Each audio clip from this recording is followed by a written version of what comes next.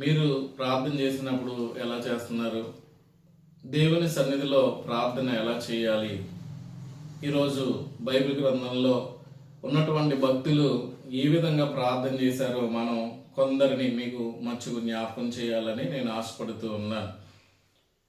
మొదటిగా మనం చూసినప్పుడు విశ్వాసులకు జనకుడైన అబ్రహాము ఏ విధంగా ప్రార్థన చేశారు అని అనగా ఆదికాండం 17వ అధ్యాయం 3వ వచనంలో అబ్రహాము సాగిలపడి దేవుని సన్నిధిలో ప్రార్థన చేసినట్లుగా మనకు కనబడుతూ ఉంది. రెండవదిగా మనం చూస్తే నిర్గమకాండం 34వ అధ్యాయం 34వ వచనంలో మోషే గారు దేవుని సన్నిధిలోనికి ప్రవేశించి ప్రార్థన చేశారు.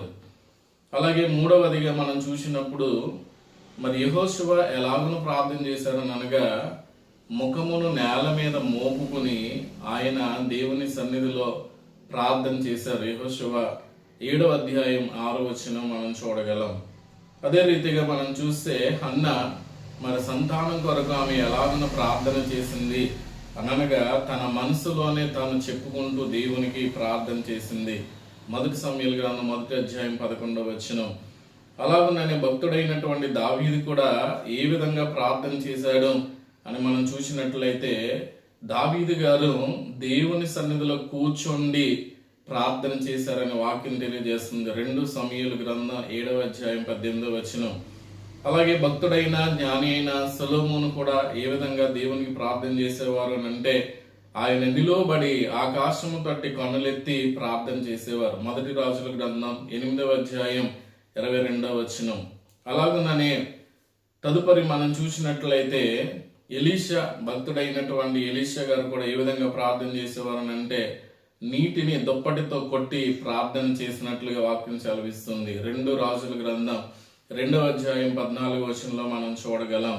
అలాగే రాజు అయినటువంటి హిజ్కియా కూడా ఏ విధంగా ప్రార్థన చేశారని అంటే తన ముఖమును గోడ తట్టు త్రిప్పుకొని ప్రార్థన చేశారు. 2 రాజుల గ్రంథం 20వ అధ్యాయం 20వ వచనం. అలాగే భక్తుడైన యోబు కూడా మరి ఏ విధంగా ప్రార్థన చేశారని అంటే అప్పుడు యోబు లేచి అనగా పైకి లేచి ఆయన ప్రార్థన చేసినట్లుగా వాక్యం సెలవిస్తూ ఉంది. యోబు గ్రంథం 1వ అధ్యాయం 20వ వచనం. అలాగే మరొక భక్తుని మనం చూస్తే మరి ప్రార్థన పరుడు దర్శన వరం కలిగిన దానియేలు ఏ విధంగా ప్రార్థన చేశాడు అనగా నోరు తెరచి ప్రార్థన చేశాడు. దానియేలు గ్రంథం 10వ అధ్యాయం 16వ వచనం. అలాగే అపొస్తలుల కాలములో 120 మంది మరి వారు ఒక మేడ గదిలో కూర్చుని వారు ప్రార్థన చేశారు. ఏ విధంగా అనగా ఏకభావముతో ఎడతెగక వారు ప్రార్థన చేశారు. అపొస్తలుల కార్యములు 1వ అధ్యాయం 14వ వచనం. చివరిగా మనం చూస్తే భక్తుడైనటువంటి పౌలు గారు కూడా ఏ విధంగా ప్రార్థన చేశారని అనగా మోకాల్లోని ప్రార్థించేవాడు. ఎఫెసీయులకు రాసిన పత్రిక 3వ అధ్యాయం 14వ వచనం. కాబట్టి దేవుని పిల్లలమైనటువంటి మనం దేవుని సన్నిధిలో మరి ఏ విధంగా అయితే ఇంతవరకు చెప్పిన భక్తులు ప్రార్థన చేశారో ఆ విధంగా మనం దేవుని సన్నిధిలో ప్రార్థించి దేవుని యొక్క ఆత్మీయ వరములను ఫలములను పొందుకోవాల్సిందిగా ప్రభు పేరట మీ అందరికీ తెలియజేస్తూ ఉన్నాను. కాబట్టి వధువు సంఘ మహిమ పత్రికలో ఈ యొక్క మాటలు వ్రాయబడి ఉన్నా అవి మీకు తెలియజేస్తూ ఉన్నాను. దేవుడు మిమ్మలను దీవించును గాక. ఆమేన్.